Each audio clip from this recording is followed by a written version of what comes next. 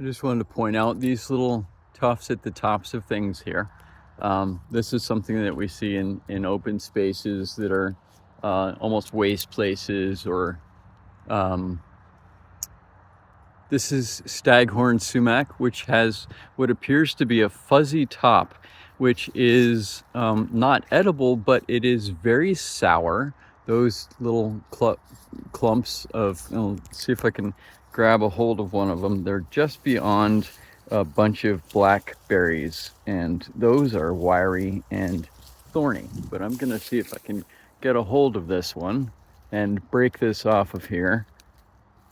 They're a little bit tough to grab a hold of, but just show you that the berries here they're very fuzzy and they're highly acidic, and actually you can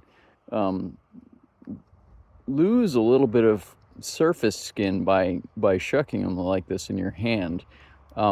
They can be used to make sort of like a lemonade. I think of it as like great wild pink lemonade. But these berries, these are a little bit gone by, a little bit earlier, or if you find a really dense cluster of it that's deep red, can be soaked in hot water, have sugar added to it or some kind of sweetener, because otherwise it's extremely sour, very, very sour. But this is Staghorn Sumac, which is known as Rhus typhina. So that's Rhus, and typhina, Typhina. Staghorn sumac. The other Rhus is toxicodendron, which is poison ivy.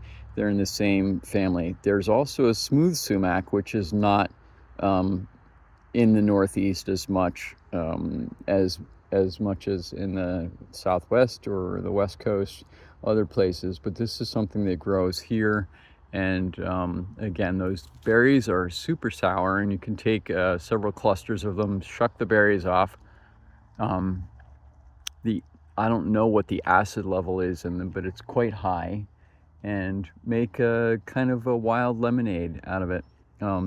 Great for that, and they're also pretty. Not as invasive as other things, but they're also sort of a weed which has, for the most part, dropped its leaves at this point. Some of the leaves are still on this one. Let's see if I can get these leaves down, but they're usually bright red, and some of them still have their leaves on in areas where they aren't as sunny or out in the open as much. And I just wanted to point out that these are a wonderful source of probably vitamin C. I'm not sure what other components are in them, but they're a good wild forage, I think. If you're looking to make a tea or a lemonade, I think they're also astringent. So there's that. So thank you for watching. This is again Staghorn Sumac, Rhus typhina. Cheers.